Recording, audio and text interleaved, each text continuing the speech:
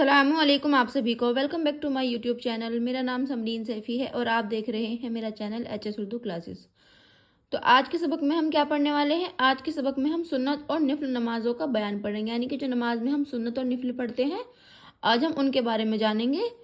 तो चलिए हम आज का सबक शुरू करते हैं। आऊज़ु बिल्लाहि मिनश शैतानिर रजीम, बिस्मिल्लाहिर रहमानिर रहीम।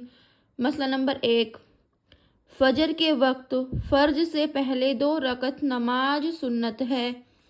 हदीस में उसकी बड़ी ताकीद आई है, कभी उसको ना छोड़ें।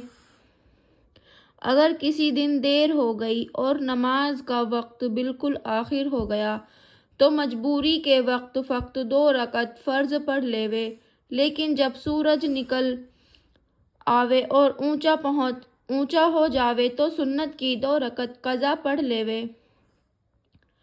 मसला नंबर 2, ज़ोहर के वक्त पहले 4 रकत सुन्नत पढ़े, फिर 4 रकत फ़र्ज पढ़, फिर 2 रकत सुन्नत। ज़ोहर के वक्त ये 6 रकतें भी ज़रूरी हैं, इनके पढ़ने की बहुत ताकीद है, बेवजह छोड़ देने से गुनाह होता है। मसला नंबर 3, असर के वक्त पहले 4 रकत सुन्नत पढ़े, फिर 4 रकत फ़र्ज पढ़ें, लेकिन असर के वक्त की सुन्नतों की ताकीद नहीं है। अगर कोई ना पढ़े तो भी कोई गुनाह नहीं होता और जो कोई पढ़े उसको बहुत सवाब मिलता है। मसला नंबर 4, मगरिब के वक्त पहले 3 रकत फ़र्ज पढ़े, फिर 2 रकत सुन्नत पढ़े। ये सुन्नतें भी ज़रूरी हैं, ना पढ़ने से गुनाह होगा। मसला नंबर 5, इशा के वक्त बेहतर और मुस्तहब ये है कि पहले 4 रकत सुन्नत पढ़े, फिर 4 रकत फ़र्ज, फिर 2 रकत सुन्नत पढ़े, फिर अगर जी चाहे 2 रकत निफल भी पढ़ ले। इस हिसाब से इशा की 6 रकत सुन्नत हुई। और अगर कोई इतनी रकत ना पढ़े तो पहले 4 रकत फ़र्ज पढ़े, फिर 2 रकत सुन्नत पढ़े, फिर वित्र पढ़े। इशा के बाद ये 2 रकतें पढ़नी ज़रूरी हैं, ना पढ़ेगी तो गुनाह होगा। मसला नंबर 6, रमज़ान के महीने में तरावीह की नमाज भी सुन्नत है, उसकी भी ताकीद आई है, उसका छोड़ देना और ना पढ़ना गुनाह है। औरतें तरावीह की नमाज अक्सर छोड़ देती हैं, ऐसा हरगिज़ ना करना चाहिए। इशा के फ़र्ज और सुन्नतों के बाद 20 रकत तरावीह पढ़े, चाहे 2-2 रकत की नियत बांधे, चाहे 4 रकत की, मगर 2-2 रकत पढ़ना औला है। जब 20 रकतें पढ़ चुके तो वित्र पढ़े। फ़ायदा, जिन सुन्नतों का पढ़ना ज़रूरी है ये सुन्नतें मौक़िदा कहलाती हैं और रात दिन में ऐसी सुन्नतें 12 हैं।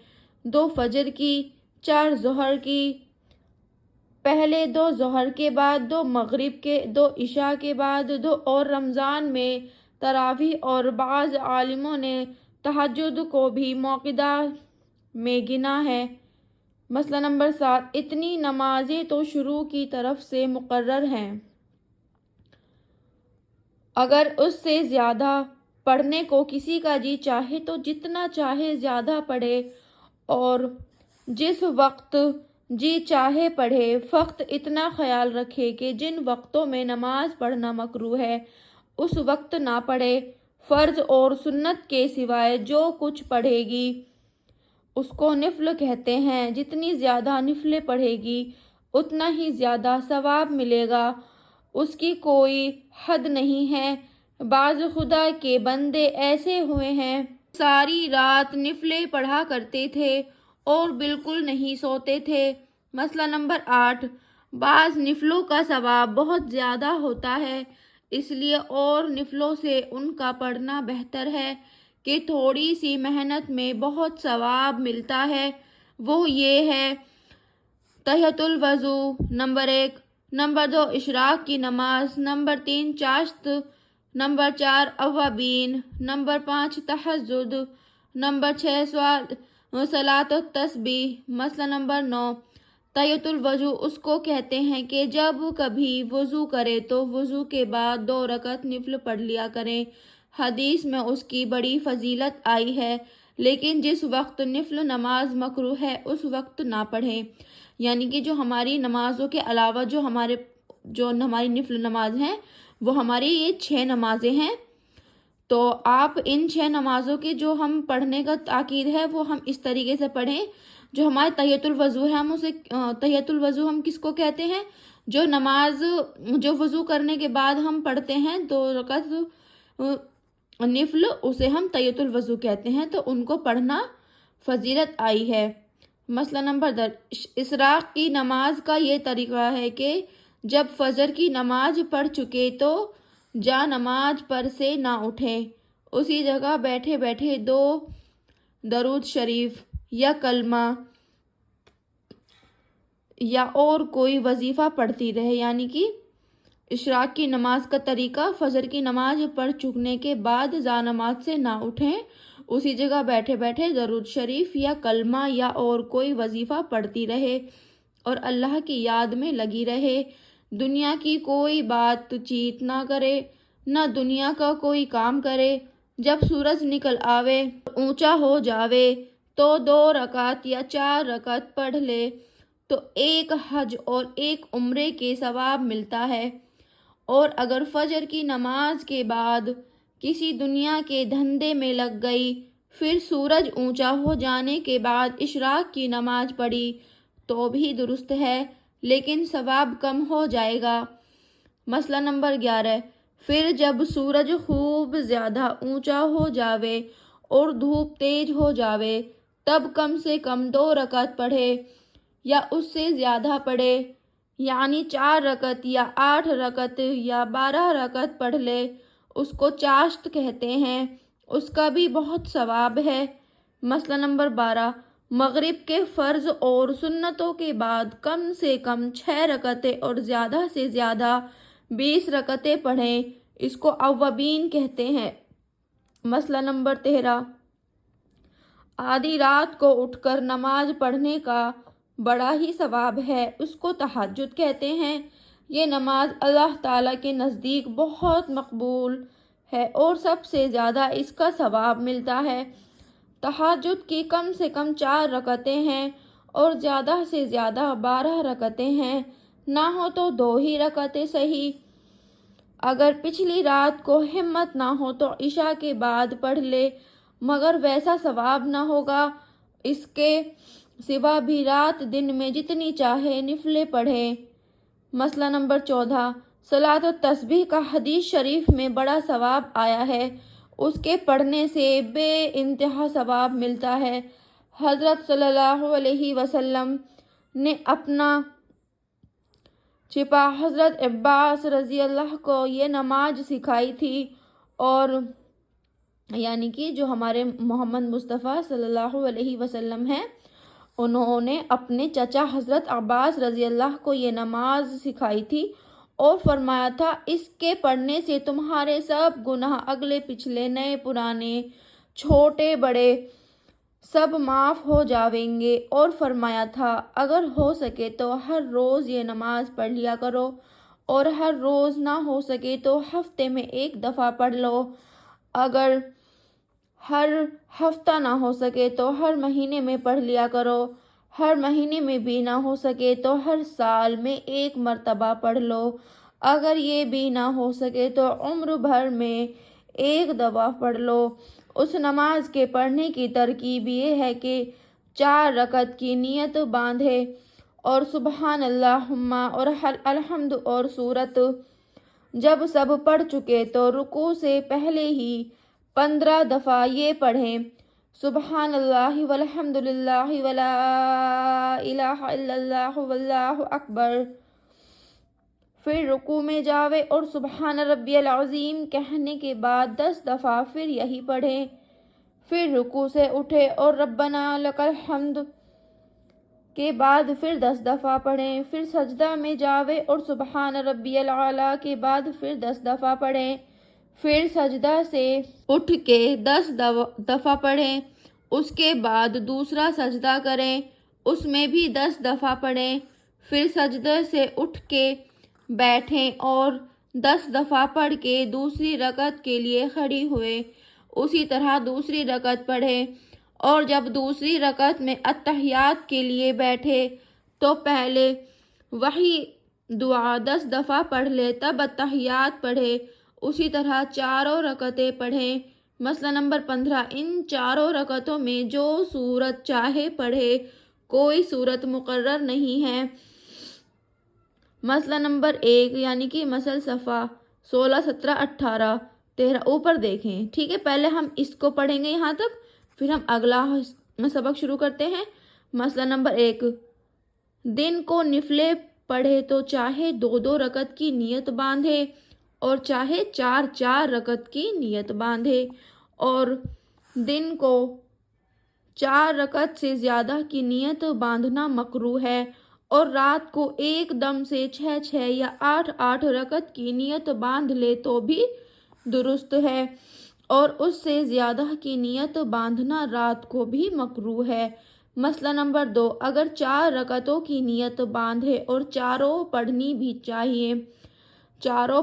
بھی چاہے تو جب 2 رکعت پڑھ کے بیٹھے اس وقت اختیار ہے، اتحیات کے بعد درود شریف اور دعا بھی پڑھے، پھر بے سلام پھیرے اٹھ کھڑی ہو، پھر تیسری رکعت پر سبحان اللہ پڑھ کے اعوذ باللہ بسم اللہ کہہ کے الحمد شروع کرے، اور چاہے صرف اتحیات پڑھ کر اٹھ کھڑی ہو اور تیسری رکعت پر بسم اللہ اور الحمد سے شروع کرے، پھر چوتھی رکعت پر بیٹھ کر اتحیات وغیرہ سب پڑھ کر سلام پھیرے، اور اگر 8 رکعت کی نیت باندھی ہے اور 8 رکعتوں ایک سلام سے پوری کرنا چاہے تو اسی طرح دونوں باتیں اب بھی درست ہیں، چاہے اتحیات درود شریف اور دعا پڑھ کے کھڑی ہو جاوے اور پھر سبحانک اللہم پڑھے، اور چاہے اتحیات پڑھ کر کھڑی ہو کر بسم اللہ اور الحمد شروع کر دے، اور اسی طرح چھٹی رکعت پر بیٹھ کر بھی چاہے اتحیات درود دعا سب کچھ پڑھ کے کھڑی ہو، پھر سبحانک اللہم پڑھ لے، اور چاہے فقط اتحیات پڑھ کے کھڑی ہو کے بسم اللہ اور الحمد سے شروع کر دے، اور 8ویں رکعت پر بیٹھ کر سب کچھ پڑھ کے سلام پھیرے، اور اسی طرح ہر 2 رکعت پر ان دونوں باتوں کا اختیار ہے۔ مسئلہ نمبر 3، سنت اور نفل کی سب رکعتوں میں الحمد کے ساتھ سورت ملانا واجب ہے، اگر قصداً سورت نہ ملاوے گی تو گنہگار ہوگی، اور اگر بھول گئی تو سجدہ سہو کرنا پڑے گا، اور سجدہ سہو کا بیان آگے آئے گا۔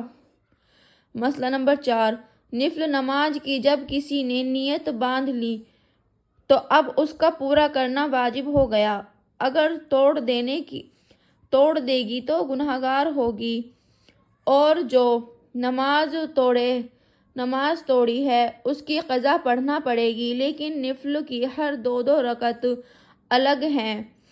اگر 4 یا 6 رکعت کی نیت باندھے تو فقط 2 ہی رکعت کا پورا کرنا واجب ہوا، چاروں رکعتیں واجب نہیں ہوئیں۔ پس اگر کسی نے 4 رکعت نفل کی نیت کی، پھر 2 رکعت پڑھ کے سلام پھیر دیا تو کچھ گناہ نہیں۔ مسئلہ نمبر 5، اگر کسی نے 4 رکعت نفل کی نیت باندھی اور ابھی 2 رکعت پوری نہ ہوئی تھی کہ نماز توڑ دی تو فقط 2 رکعت کی قضا پڑھے۔ مسئلہ نمبر 6، اور اگر 4 رکعت کی نیت باندھی اور 2 رکعت پڑھ چکی، تیسری یا چوتھی میں نیت توڑ دی تو اگر دوسری رکعت پر بیٹھ کر اس نے اتحیات وغیرہ پڑھی ہے تو فقط 2 رکعت کی قضا پڑھے، اور اگر دوسری رکعت پر نہیں بیٹھی،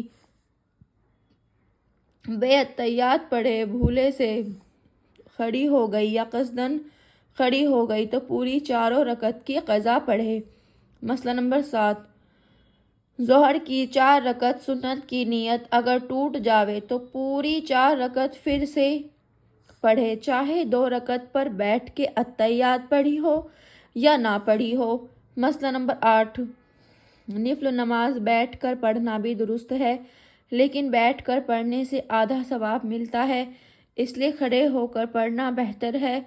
اس میں وطر کے بعد کی نفلیں بھی آ گئیں، البتہ بیماری کی وجہ سے کھڑی نہ ہو سکے تو پورا ثواب ملے گا۔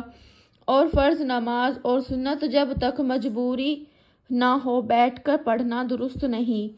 مسئلہ نمبر 9، اگر نفل نماز کو بیٹھ کر شروع کیا پھر کچھ بیٹھے بیٹھے پڑھ کر کھڑی ہو گئی، یہ بھی درست ہے۔ مسئلہ نمبر 10، نفل نماز کھڑے ہو کر شروع کی پھر پہلی ہی رکعت یا دوسری رکعت میں بیٹھ گئی تو یہ درست ہے۔ مسئلہ نمبر 11، نفل نماز کھڑے کھڑے پڑھی لیکن ضعیف کی وجہ سے تھک گئی تو کسی لاٹھی یا دیوار کی ٹیک لگا لینا اور اس کے سہارے سے کھڑا ہونا بھی درست ہے، مکروہ نہیں۔ یعنی کہ دیکھو، اب ہم نے سنت اور نفل نماز کا بیان پڑھا تھا، تو ہم نے یہاں سے تو ہم نے نفل نماز کا بیان پڑھا تھا، یہاں سے ہم نے اپنی سنت نماز کا بیان پڑھا تھا۔ تو ہم نے اس بیان میں ہم نے کون کون سی نماز کے بارے میں پڑھا تھا؟ ہم نے تحیۃ الوضو، اشراق، چاشت، اوابین، تہجد اور صلاۃ التسبیح کی جو نمازیں ہیں ان کے بارے میں ہم نے پڑھنا سیکھا کہ ہم اشراق کی نماز کب پڑھتے ہیں، تحیۃ الوضو ہم کب پڑھتے ہیں، چاشت کی نماز پڑھتے ہیں کیسے پڑھتے ہیں، اوابین کی کس طریقے سے پڑھتے ہیں۔